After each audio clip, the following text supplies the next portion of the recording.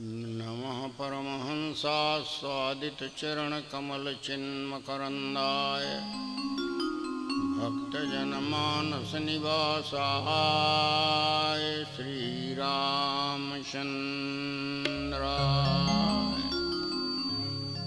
गौराङ्गं रसमयं नित्यं रसाचार्यं रसोत्सुकम् श्रीमद्रामहर्षणदेवाख्यं सद्गुरुं प्रणमाम्यहम्।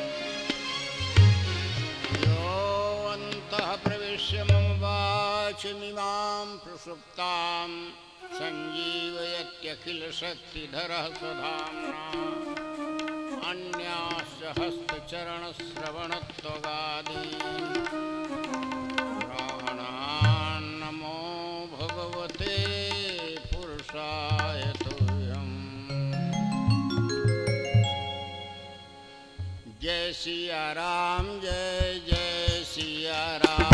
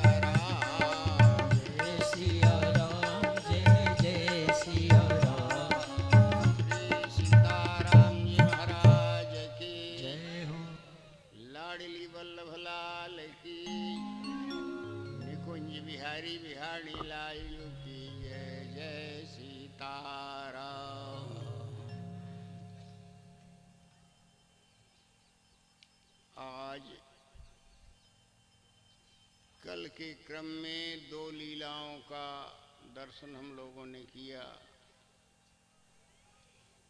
नगर दर्शन और फुलवारी। किस लीला पर चर्चा हो? फुलवारी पे हो जाए तो। कितने मिनट हैं?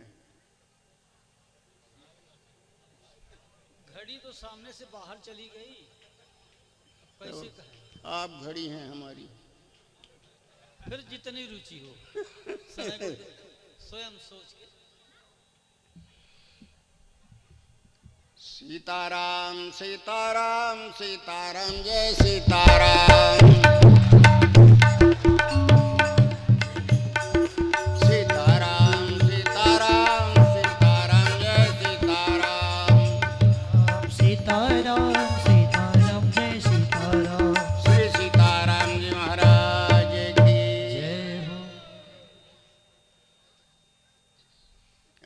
लोग सुन रहे थे एक पद, रस ही रस बरसै पियहु सखीरी, रस ही रस बरसै पियहु सखीरी।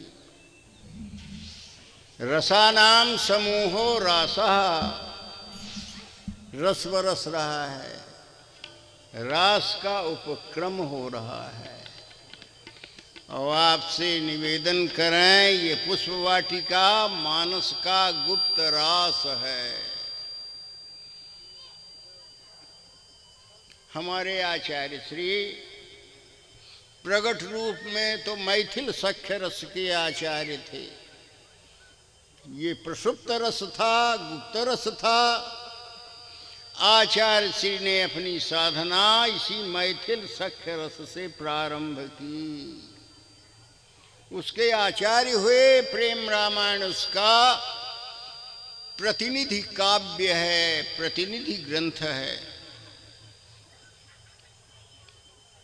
पर उनकी उपाधि थी पंचरसाचार्य की।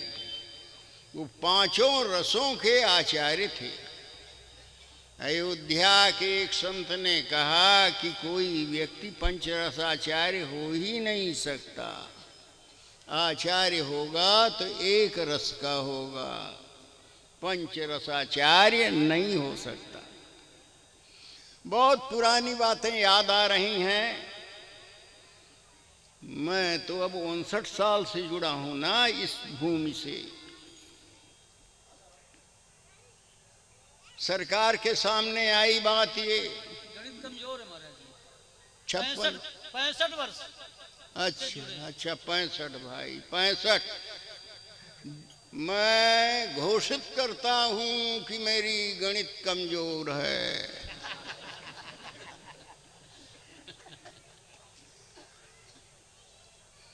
तो भाई अयोध्या में श्री चरण विराज रहे थे और कहीं से यह सूत्र उनके कानों में पड़ गया कि वो लोग तो उन दिनों रामकुंज में स्थान रहता था। अरे वो तो दास घराने के हैं और उनकी साधना मिथिला के सख्य की है। श्रृंगार रस के आचार्य तो हम हैं। गोलाघाट है श्रृंगार रस का केंद्र। प्रस्ताव आया कि आप लोग यहाँ आइए, हम लोग सब व्यवस्था करेंगे। यहाँ आया, उन्हीं दिनों रास का प्रथम दर्शन अयोध्या वासियों को आचार्य श्री की कृपा से हुआ था। और उस रास लीला के प्रथम स्वरूपों में जो अभी यहाँ बैठे हैं हमारे बड़े राम जी थे। बड़े राम जी उस समय थे, इनके कानों में भी ये बात पहुंची हो न पहुंची हो, पर स्वामी जी को ये सुन करके आक्रोश आ गया, रसोन्माद हो गया। वैद्य जी के साथ बड़े महाराज जी के पास पहुंचे और कहा, सरकार, जो कोई अपने को रस का प्रतिनिधि मानता हो वह प्रतिनिधि एक तरफ आ जाए। ये मेरे आचार्य थे, तुम्हारे आचार्य थे। छाती गर्व से चौड़ी हो जाती है। उन्होंने बड़े महाराज जी के साथ ये बैठ करके घोषणा किया कि जो कोई भी अपने आप को श्रृंगार रस का प्रतिनिधि मानता हो, आपके श्री चरणों की साक्षी करके मैं कहता हूं कि हमको और उनको दोनों को एक कमरे में बंद कर दिया जाए, कोई चिन्ह निश्चित कर दिया जाए, जिसी के ऊपर वह चिन्ह उदित हो जाए, प्रकट हो जाए, वही श्रृंगारी। बड़ा वो हुआ। बड़े महाराज जी बहुत घबराए कि ये सब समाचार होगा, तहलका मच जाएगा। वैद्य जी समझाइए इनको, बड़ा गड़बड़ हो जाएगा। ठीक है, कह दिया होगा हो उन्होंने, पर हम तो जानते हैं ना आपको, बड़े महाराज जी ने ऐसे कह के असंबोधन दिया। श्रृंगार रस में हमारे आचार्य का जितना प्रवेश था ये साहित्य से पता चलता है। लोग कह रहे होंगे कि तुम तो पाला बदल रहे हो यार। वक्ता का कोई पाला नहीं होता। व्यक्तिगत जीवन में मैं उनका दिया हुआ मैथिल सख्य रस का प्रतिनिधित्व करता हूँ, पर रसों की जहाँ तक बात है, ये पूर्णी धाम का यह क्षेत्र रस परंपरा का यूनिवर्सिटी है, रस परंपरा का विश्वविद्यालय।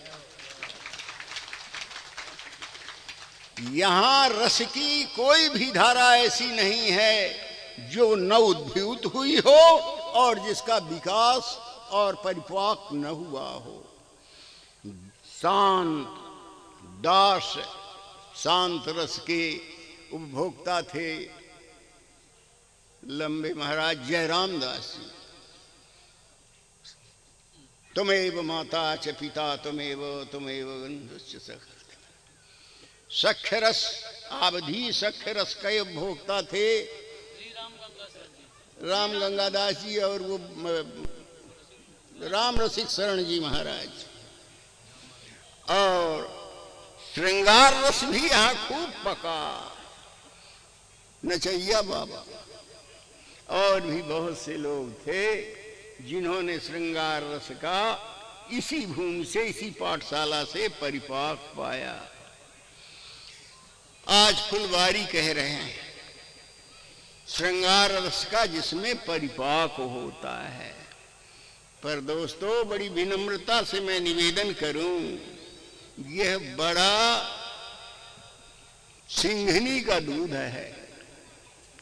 पहली शर्त, अलके किसी मंजू सुहागिनी की, अलके किसी मंजू सुहागिनी की, जिसे नागिन सी डस जाती नहीं। अलके किसी मंजू सुहागिनी की, जिसे नागिन सी डस जाती नहीं। और लड़ चंचल आंखें सुदूर ही से उर्भवन में आग लगाती नहीं।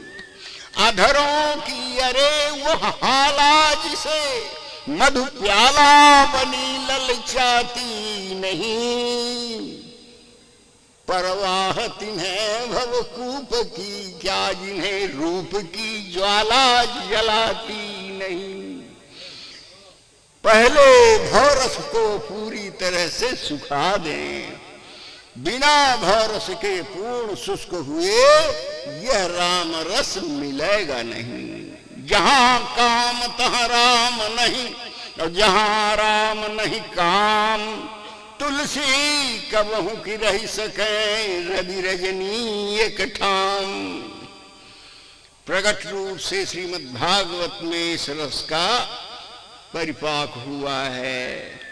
ठाकुर ने वेणुनाद किया, रास का प्रारंभ हुआ और उस समय निशम्य गीतम तदनंग वर्धनम। ये अनंग क्या है तो ये भी अनंग। निशम्य गीतम तदनंग वर्धन, जो पकड़ सकोगे पकड़ोगे। मेरे कुछ श्रोता हैं जो मुझे पकड़ रहे हैं अच्छी तरह से। निशम्य गीतम तदनंग वर्धनम ब्रज स्त्रियः कृष्ण गृहीत मानसा। आजग्मुरन्योन्यमलक्षितोद्यमा सयत्र कांतो जवलोल कुंडला। ब्रज स्त्रियों ने उस वेणुनाद को सुना और आजग्मुरन्योन्यमलक्षितोद्यमा। ये एकला चलो रे, एकला चलो रे, ये भीड़ का रास्ता नहीं है। यह जो प्रणय है ये एकांत की चीज है।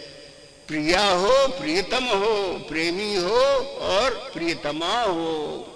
रस परिपाक भीड़ में नहीं होता, वो तो वेश्यालय होता है जहाँ भीड़ होती है। तो आजम रन्योन्नमलक्षितोद्यमः, जहाँ एक दूसरे को कोई देख ही नहीं रही हैं, वेणुनाद को सुना और यहाँ पहुंच गई और आई। ठाकुर ने वेलकम किया। स्वागतम वो महाभाग प्रियम किंकर वाणी वह। आगे कहेंगे स्वागतम वो महाभाग। ए श्रीमंत्रियों, I welcome you. What can I do for you? स्वागतम वो महाभाग प्रियम, यही तो ट्रांसलेशन होगा। स्वागतम वो महाभाग। अंग्रेजी के विद्वान बैठे हैं भाई डर डर के। हाँ? स्वागतम वो महाभागा प्रियम किम करवाणी वह। बड़ी प्रसन्न हुई कि अच्छा वेलकम कर रहे हैं, कितने अच्छे हैं ठाकुर, बहुत अच्छे हैं। पर ये तुरंत पैंतड़ा बदलता है दूसरी पंक्ति में। कैसे पधारी आप लोग? ब्रज में कुछ गड़बड़ तो नहीं हो गया? ब्रजस्यानामयम् कश्चित् ब्रूतागमन कारणम। अपने आगमन का कारण बताइए। शकी रह गई कि बुलाया वेणुनाद करके और हम बहुत प्रसन्न हुए, वेलकम किया, स्वागत किया, और फिर पूछता है कैसे आई आप? ब्रज में कुछ गड़बड़ तो नहीं हो गया? ये तो वैसी ही बात हुई कि तुम्ही ने तो यार पिलाई शराब बेहोशी की और फिर पूछते हो कि कुछ नशा करके आए हो। तुम्ही ने तो मेरे यार पिलाई शराब बेहोशी की और फिर पूछते हो कि कुछ नशा करके आए हो। क्या कह सकते हैं? और समय ब्रज श्रीमंतनियों ने जो उत्तर दिया वह स्वरूप है रास रस के उपभोक्ता का। हम आपको तो सुनती थी, समझती थी कि आप बड़े कोमल हैं, आपके अधर बड़े मधुर हैं, आपके श्रीअंग में से कोमलता चुई पड़ती है, लेकिन इतने कोमल श्रीअंग से इतनी नृशंस वाणी भी निकल सकती है। नृशंस शब्द दिया। वैवं विभोरसि भवान गदितुम नृशंसम्। आप हमको कामिनियां मान रहे हैं, आप ये समझ रहे हैं कि हम कोई वासना लेके आई हैं। मैवं विभोरसि भवान गदितुम नृशंसम्। ठाकुर ये समझ लो कि हमने पहले वासनाओं के मूल को कुरेद कुरेद के अपने अंतःकरण से निकाल करके और फेंक दिया है। संत्यज्य सम्यक प्रकारेण त्यक्त्वा, अच्छी प्रकार से खोद करके और फेंक दिया है। हमें स्वसुख की कोई वासना रही नहीं है। संत्यज्य सर्व विषयान, शब्द स्पर्श रूप रस गंध, कोई भी विषय हमको आकृष्ट नहीं कर सकता। तब तुम्हारे पास आई है। संत्यज्य सर्व विषयांस्तव पूर्वपाद मूलम। तो प्यारे हमको ऐसे भजन करो, ऐसे सेवन करो। भज सेवायाम, हमारा सेवन करो। अरे निष्ठुर, अरे निर्दयी, ये बातें कर रहा है। हमारा सेवन कर। कैसे? भक्ता भजस्व दुर्वग्रहम। अरे दुराग्रही, मने मन भावे मूढ़ हलावे। चाहता तो है तू, लेकिन कहता है कैसे आई। भक्ता भजस्व, जैसे भगवान अपने भक्तों को भजता है, सेवन करता है, वैसे तुम हमारा सेवन करो। निधड़क भक्ता भजस्व, बहुत खुल के नहीं कह रहे पर समझ लो आप। भक्ता भजस्व दुर्वग्रह, अरे दुराग्रही, भीतर से झांको। मर जाओगे, हमको छोड़ करके और चले जाओगे, या हम तुमको छोड़ के चली जाएंगी। तुम जीवित नहीं रहोगे। भगवत्ता का श्री गणेश सोजा अंतिम हो जाएगा। दुर्वग्रह तेजस्मान देवो यथादि पुरुषो भजते मुमुक्षो। मुमुक्ष प्राणियों का जैसे परमात्मा में सेवन करता है, वैसे तुम सेवन करो। देखो देवियों, पातिव्रत धर्म की बड़ी महिमा है। प्रतियातु ग्रहाधुना, आप सब तुरंत लौट जाइए बैक टू पेवेलियन। जाओ, जहां से आई हो वहां तुरंत लौट जाओ। पातिव्रत धर्म की बड़ी महिमा है, पति की सेवा की बड़ी महिमा है देवियों। देखो, हम तुमको एक कथा सुनाते हैं। श्याम सुंदर एक कथा सुना रहे हैं। एक थी पतिव्रता, और उस पतिव्रता का पति दिन भर में थक हार करके आया। ठंडी के दिन थे, गरम जल से हाथ पांव धुलाया, शरीर में आगी लगा दिया, छोटा बच्चा था उधर उसको सुला दिया, भोजन तैयार था, वहीं पर कहा बैठ जाइए, यहीं भोजन कर लीजिए। पड़ोसी जा रही है, वहीं वो भोजन कर रहा है। ठाकुर कथा सुना रहे हैं। भोजन करने के बाद वहीं हाथ धुला दिया, हस्त प्रोक्षण कर दिया, और इसके पश्चात उसने कहा अब तो कुछ आलस्य आ रहा है देवी। कहा कोई बात नहीं, आग जल रही है, गर्मी हो रही है, आप मेरे जान में सिर रख करके और सो जाएं। ठीक है, लेट गया, नींद लग गई, दिन भर का थका। आग अपने पूरी सीमा में प्रज्वलित हो रही है, धधक रही है। दूसरी तरफ उसका छोटा सा बच्चा जो सोया था वो जग गया और उधर आने लगा हाथ बढ़ा के। पतिव्रता ने सोचा कि अब क्या करूं, यदि उठाती हूं तो पति की निद्रा भंग होती है, और यदि छोड़ देती हूं तो लड़का आग में पड़ा जाता है। सुतम पतंतम प्रसमेक्ष पावके, सुतम पतंतम प्रसमेक्ष पावके, न बोधयामास पतिम पतिव्रता। पति को नहीं जगाया, पर आग डर गई। पतिव्रता श्राप भयन संकिता, हुतासनो चंदन शीतलो भूत। जो आग थी वह चंदन की तरह शीतल हो गई।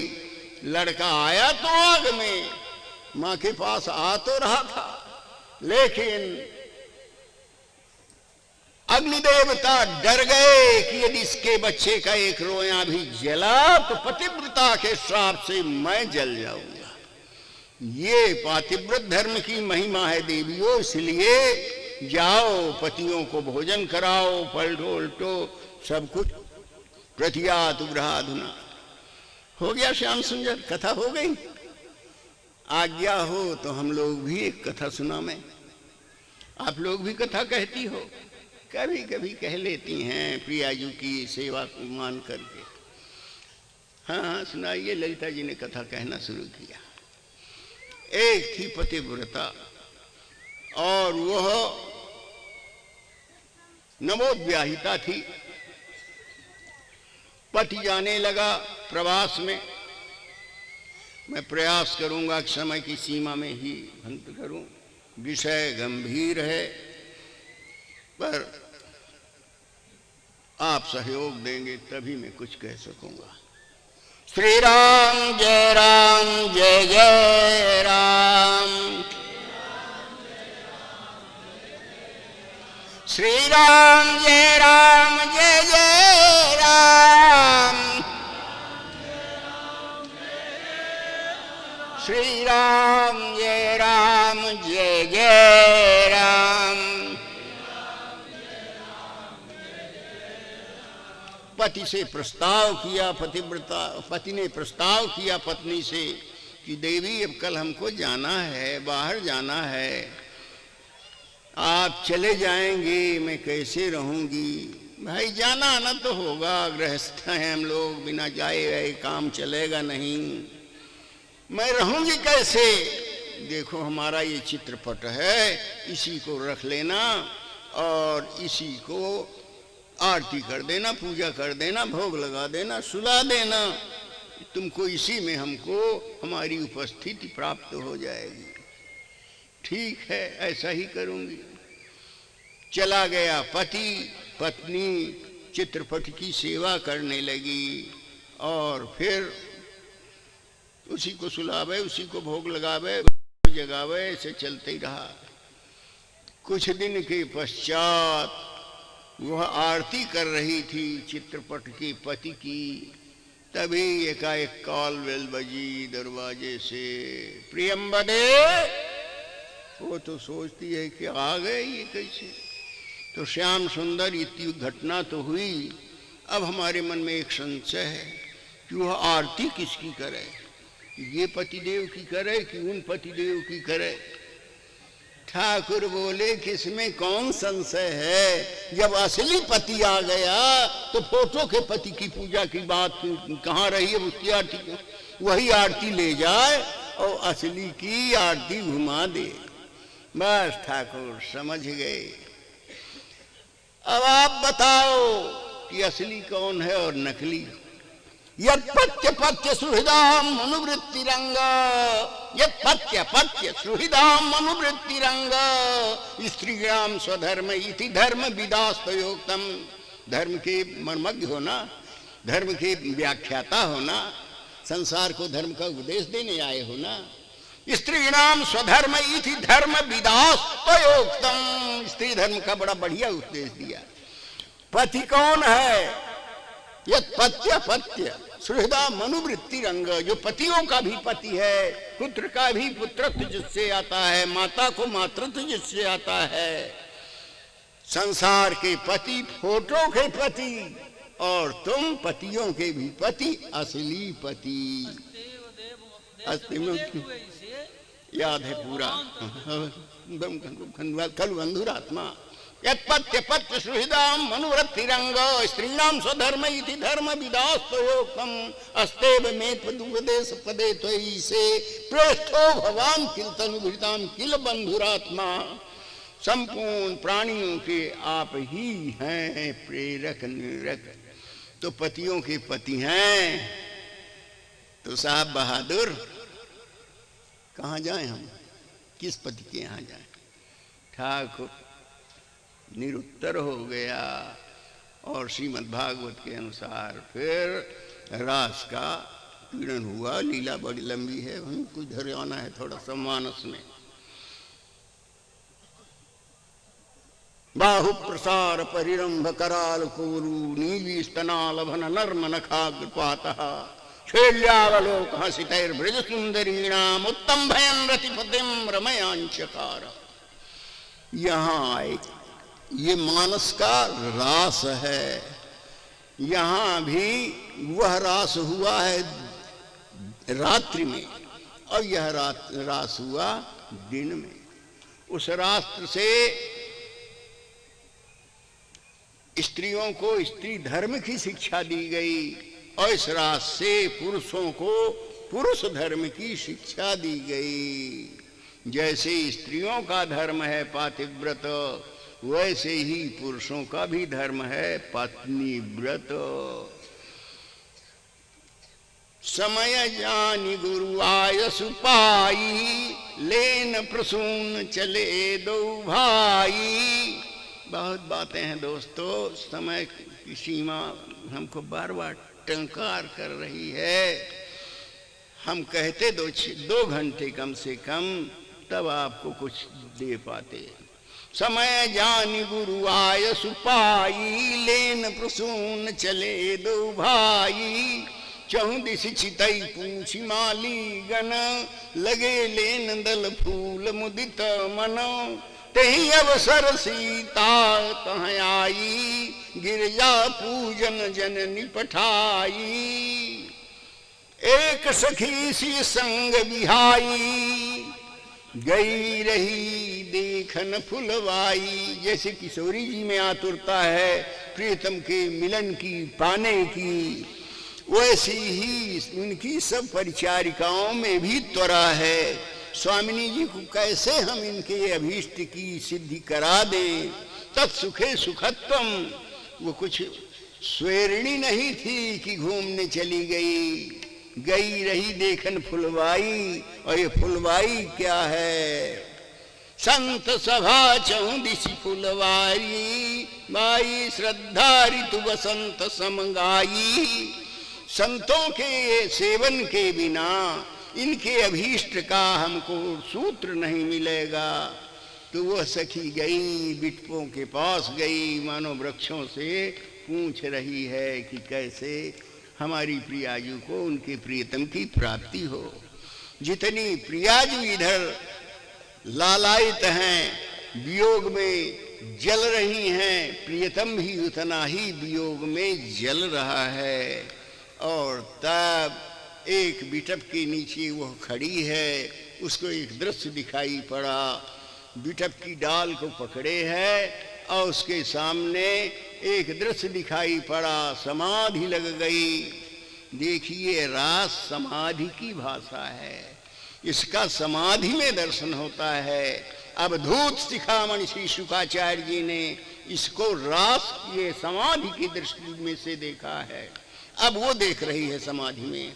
वो जो एक सखी है, देखती है कि ठाकुर आज प्रियतमा के वियोग में अत्यंत व्यथित हैं, अत्यंत दुखी हैं। चारों ओर देखते हैं कि कब कहाँ अकेलापन मिल जाए और मैं जाकर के जी फोड़ करके रो सकूं। समय निकाला, चुपचाप जब सब लोग सो गए तो ठाकुर चल पड़े सरयू तट में। उस घाट में आए जो मणिबद्ध था। सीमित लोग, राज कुल के ही लोग जहां पहुंचते थे।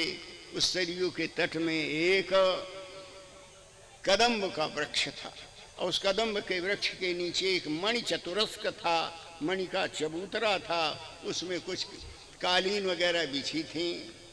ठाकुर ने सरयू जी को प्रणाम किया, चुपचाप भाग करके चले आए। असह्य वेदना है, ये यथा माम प्रपद्यन्ते तांस तथैव भजाम्य हम। असह्य वेदना है।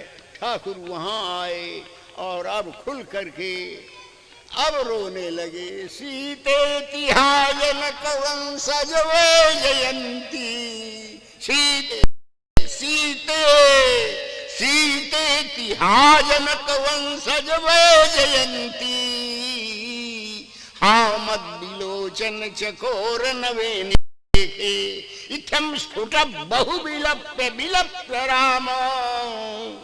इस प्रकार से उसी परिक्रमा करने लगे। बट विटप को, उस विटप को आक्रोश में भज लिया और रोते हुए उनकी भी समाधि लग गई। उधर वो समाधि में है, इधर इनकी समाधि है। और उसी समाधि के क्षण में वो पहुंच गए मिथिला में, जहां पर सुंदर वाटिकाएं हैं। उस सखी के सामने देखा एक अश्वारोही आकर के और खड़ा है। श्वेत वर्ण का अश्व है और श्वेत वर्ण के अश्व में एक गठीला सजीला राजकुमार उसमें चढ़ा हुआ है। और एकाएक आकर के और खड़ा हो गया। उसकी खटपटाहट से उसकी तंद्रा भंग हुई। देखा, हे भगवान, सौंदर्य का घनीभूत रूप भी कुछ हो सकता होगा तो